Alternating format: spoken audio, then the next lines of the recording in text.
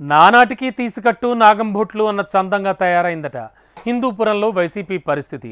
యాక్టివ్గా ఉన్న వాళ్ళను పక్కన పెట్టారు, కొత్త వారిని, అందులోనూ ఎక్కడి నుంచో తీసుకొచ్చిన నేతలకు టికెట్లు ఇచ్చి పార్టీని చేతులా వీక్ చేసుకున్నారన్న టాక్ బలంగా వినిపిస్తోంది. ఈ క్రమంలోనే ఎప్పట్లానే కాళ్ళు అరిగేలా తిరిగిన నేతలు పత్తా లేకుండా పోవడం, పాత వాళ్ళు పార్టీతో సంబంధం లేదన్నట్లు సైడ్ అయిపోవడం కేడర్ను ఆందోళనకు గురిచేస్తోందట. మరి పార్టీ హైకమాండ్ ఇప్పుడు ఏం చేయాలని భావిస్తోంది? పార్టీ బాధ్యతల్ని ఎవరికి కట్టబెట్టాలని యోచిస్తోంది?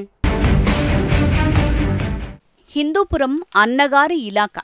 ఇప్పుడు హ్యాట్రిక్ ఎమ్మెల్యేగా ఆయన రాజకీయ వారసుడు నందమూరి బాలకృష్ణ కొనసాగుతున్న నియోజకవర్గం. అయితే కూటమి ప్రభుత్వం అధికారంలోకి రావడంతో హిందూపురం కాస్త పసుపుమయమైపోతోంది. ముందు నుంచి టీడీపీకి పట్టుకొమ్మగా ఉన్న హిందూపురంలో గత వైసీపీ పాలనలో ఆ పార్టీ నేతలు, క్రియాశీలక కార్యకర్తలు అధికారం చెలాయించారు. అధికార దర్పంతో కొన్ని సందర్భాల్లో టీడీపీకి, బాలయ్యకు వ్యతిరేకంగా కార్యక్రమాలు కూడా చేపట్టారు. పార్టీ అధిష్టానం ఆదేశాలతో పార్టీ కోసం గట్టిగానే పనిచేశారు.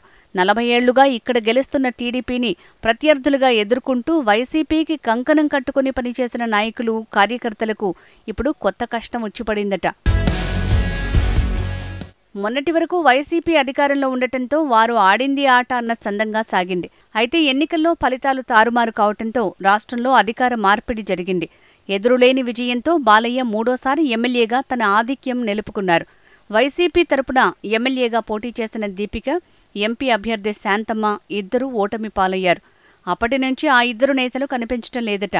దీంతో వైసీపీ క్యాడర్ ఇప్పుడు ఇక్కట్ల పాలవుతోందట. అసెంబ్లీ అభ్యర్థి దీపిక, పార్లమెంట్ అభ్యర్థి శాంతమ్మ ఇద్దరూ నాన్ లోకల్ కావటం, ఎన్నికల ముందు మాత్రమే హిందూపురానికి రావటంతో ఎన్నికల తర్వాత వారెవరూ స్థానికంగా ఉండటం లేదట. దీపిక చుట్టపు చూపుగా 1-2 సార్లు వచ్చెళ్లినా శాంతమ్మ మాత్రం ఎన్నికల తర్వాత ఇటువైపు కన్నెత్తి చూసిన పాపాన పోలేదట. పొరుగు రాష్ట్రంలో ఇద్దరు నేతలు స్థిరపడటం, పార్టీ అధికారం కోల్పోవటంతో స్థానికంగా వైసీపీ నేతలు, కార్యకర్తలకు ఎవరూ అందుబాటులో లేకుండా పోయారన్న విమర్శలు వ్యక్తమవుతున్నాయి. హిందూపురంలో ఎలాగైనా జెండా ఎగరేయాలన్న లక్ష్యంతో గత ఎన్నికల్లో సర్వశక్తులు ఒడ్డింది వైసీపీ. సమన్వయకర్తను మార్చడంతో పాటు పార్టీలో నెలకొన్న విభేదాలు సమసిపోయేలా పార్టీ పెద్దలు పలు నిర్ణయాలు తీసుకున్నారు. పార్టీలో కీలక వ్యక్తిగా చెలామణి అయిన రాయలసీమ ఇన్ఛార్జ్ పెద్దిరెడ్డి రామచంద్రారెడ్డి హిందూపురంలో మకాం వేసి క్యాడర్కు దిశానిర్దేశం చేశారు. అసమ్మతి నేతలను ఏకతాటిపైకి తెచ్చారు. పార్టీలో సీనియర్ నేతలు చాలామంది ఉన్నప్పటికీ ఎమ్మెల్యే అభ్యర్థిగా కురుబ దీపికారెడ్డిని, ఎంపీ అభ్యర్థిగా పొరుగు రాష్ట్రం కర్ణాటకలోని బళ్ళారి మాజీ ఎంపీ శాంతమ్మను ఎంపిక చేశారు. రాష్ట్ర రాజకీయాలతో సంబంధం లేని గతంలో బళ్ళారి ఎంపీగా పనిచేసిన శాంతమ్మను పార్టీలోకి ఆహ్వానించి మరీ టికెట్ కేటాయించారు. అయితే అప్పటి అవసరం కోసం అభ్యర్థులను దిగుమతి చేసుకున్నారే తప్ప పార్టీ భవిష్యత్ అవసరాలు విస్మరించారన్న టాక్ ఇప్పుడు బలంగా వినిపిస్తోంది. 2019 ఎన్నికల్లో వైసీపీ అభ్యర్థిగా బరిలో నిలిచి బాలయ్య చేతిలో ఓటమి చెందిన ఇక్బాల్ అహ్మద్ ఆ తర్వాత పార్టీ సమన్వయకర్తగా కొనసాగారు. ఎమ్మెల్సీగా పదవి దక్కడంతో హిందూపురం ఇన్ఛార్జిగా అన్నీ తానై వ్యవహరిస్తూ వచ్చారు. అయితే ఎన్నికలకు ఏడాది ముందు ఆయన్ని పక్కనబెట్టి అప్పటి వరకు రాజకీయాలతో సంబంధం లేని దీపికను సమన్వయకర్తగా నియమించింది హైకమాండ్. హిందూపురం నుంచి పోటీ చేసేందుకు ఇక్బాల్ అహ్మద్, నవీన్ నిశ్చల్ సహా పలువురు పార్టీ నేతలు పోటీపడ్డారు. అందరికీ సర్ది చెప్పిన హైకమాండ్ పార్టీ కోసం అంతా కలిసి పనిచేయాలని సూచించారు. రాయలసీమ ఇన్ఛార్జిగా ఉన్న పెద్దిరెడ్డి రామచంద్రారెడ్డితో విభేదించిన ఎమ్మెల్సీ ఇక్బాల్ అహ్మద్ టీడీపీ తీర్థం పుచ్చుకున్నారు. హిందూపురంతో పాటు పలు నియోజకవర్గాల్లో ఆయన టీడీపీ కోసం ప్రచారం చేశారు. ఇక్కడ టీడీపీ నుంచి బాలయ్య విజయంతో ఎన్డీఏ కూటమి ప్రభుత్వమే ఏర్పాటైంది. ఆ తర్వాత వైసీపీ నేతలు, కార్యకర్తలు ఇప్పుడు ఇబ్బందులు ఎదుర్కొంటున్నారు.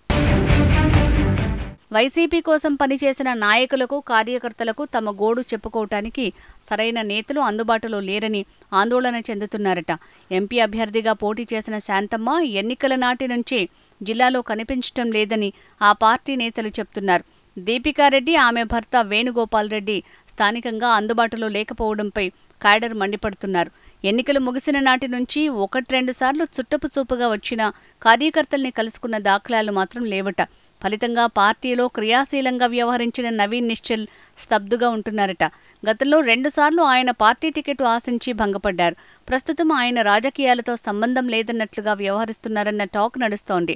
అలాగే ఇతర నేతలు ఎవరికి వారు సైలెంట్గా ఉండటం కార్యకర్తలకు ఇబ్బందిగా మారుతోందట. తమ సమస్యలు ఎవరికి చెప్పుకోవాలో తెలియక ఆందోళన చెందుతున్నారట.